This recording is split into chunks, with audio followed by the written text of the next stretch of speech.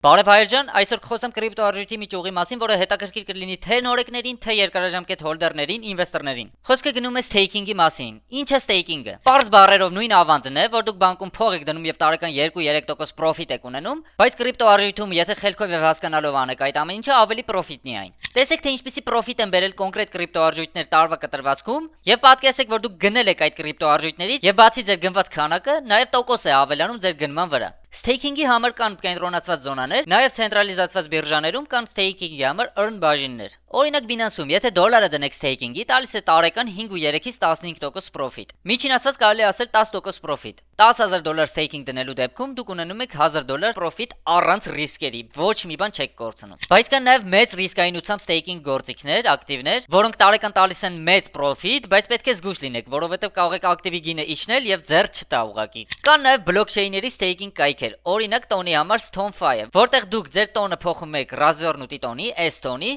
եւ staking եք դնում, սկսած 3 ամսից մինչեւ 24 ամիս։ Շատ-շատերի մոտ կա թյուր կարծիք, ժողովուրդ ջան, որ կրիպտոն միայն թրեյդինգն է, լոնգն է, շորտն է կամ կրիպտոարժույթ գնել, վաճառել այդ process-ն է, բայց ոչ։ Կրիպտոարժույթը Web3-ը շատ մեծ ճյուղավորումներ ունի, որոնք եթե դուք հասկանաք եւ գտնեք ձեզ հարմար տարբերակ գումար աշխատելու եւ ձեր ֆինանսները կառավարելու, կարող եք շատ մեծ արդյունքների հասնել։ Այսօր այսքանը, ով հավանեց հոլովակը, կխնդրեմ լայքեք այս վիդեոն։ Մինչ նոր հանդիպում։